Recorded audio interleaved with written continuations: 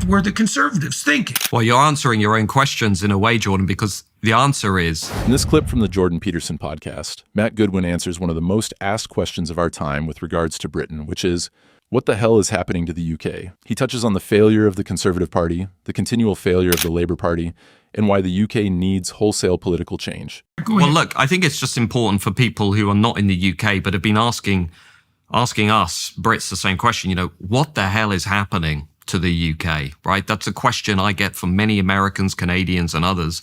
And the answer is that we are living through the effects of a political project that was embraced by both the established left and right, by the Uniparty, that was really united by a set of policies that voters are now beginning to reject. Net zero, mass uncontrolled immigration, much of it from outside of Europe, the imposition of radical woke progressivism within public sector institutions, doubling down on a London-based economy. We don't really produce anything anymore. We're closing factories across northern England. We're closing steel factories in the name of net zero and climate change, and a broken model of multiculturalism that most recently found its expression in the rape gang scandal across more than 50 towns in the country. Now, many voters over the last 30 years have gradually looked at this elite consensus shared by the established left and right. And they said, we've had enough. We want a different politics.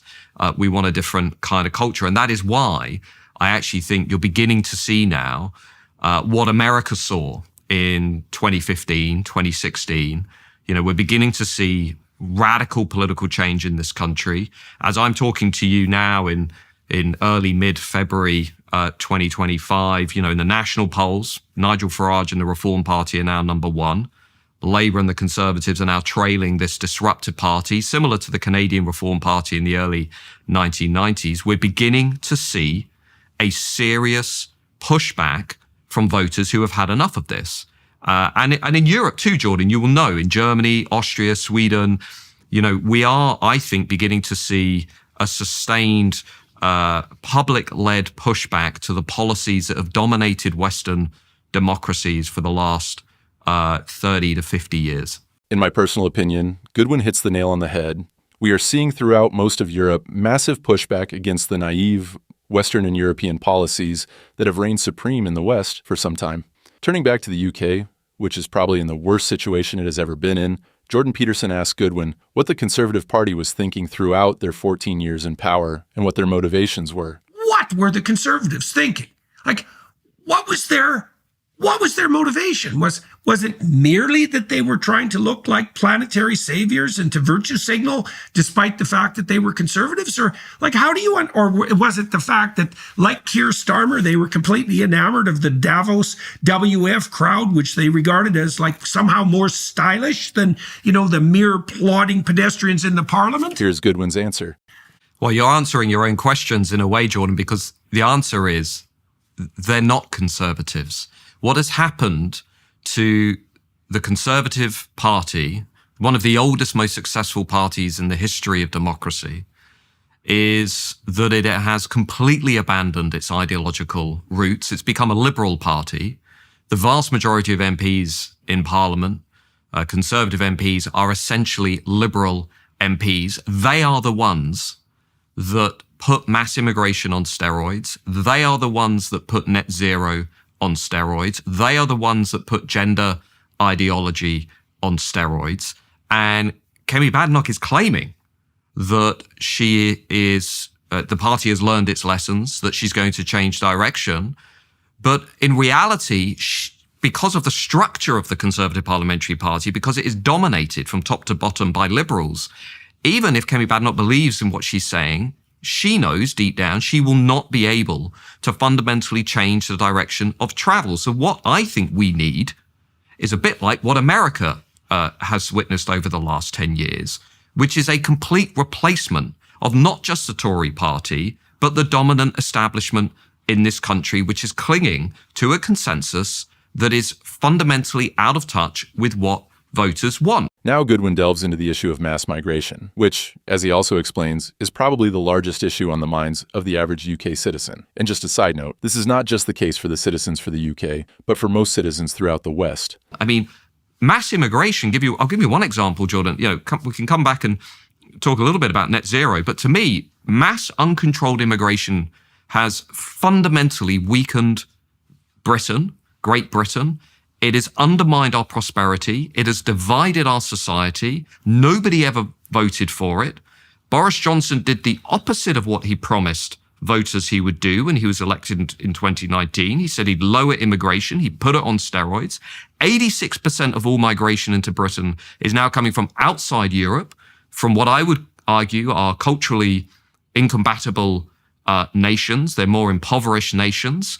And the evidence that we now have from various government bodies that are now finally admitting that actually this is a net fiscal cost to the UK taxpayer. Before you get to things like the rape gangs, before you get to things like Islamist terrorism, before you get to things like sectarianism on the streets of Britain that we've seen since the 7th of October, just at an economic level, this doesn't make any sense whatsoever. Yet it was imposed on everybody by both the established left and the established right. So my theory of British politics here is that the voter backlash to mass immigration is going to be the new Brexit. This is going to be a major fault line in our politics. And the Tories, the status-conscious Tories, and you're right, Jordan, because they are more interested in winning social status from London liberals, from the luxury belief class, from what Rob Henderson and others have talked about. They are more interested in accruing social status from the London bubble than they are at saving this country. And that is a reality about the Tory party. They've completely sold this country down the river. If you aren't a citizen of the UK and thinks this entire discussion is a bit far away, then Goodwin gives a good example that will give you a sense of understanding and a feeling of betrayal from the Conservative Party. It was the Conservative Party under Boris Johnson when it was in office that even removed a requirement for companies in Britain to advertise jobs in Britain before they advertised them overseas. They didn't even prioritize British workers within this national economy. They just completely opened the floodgates. And the end result is what you see around us today, which is zero growth, massive amounts of debt, no productivity, declining GDP per capita, while we're also pursuing this net zero madness, closing steel factories across northern England in order to deal with this political vanity project for an elite class that doesn't apparently seem to care about anybody else in this country. So I'm deeply worried about the direction of travel, but the Tory party is not going to change the direction of travel. You know, if an architect demolished your house, you wouldn't invite the architect back to do it again, would you? And I think in the same way, you know, it was the Tories that really demolished Britain. So why on earth would you invite them back to have another go? I think we need wholesale political change.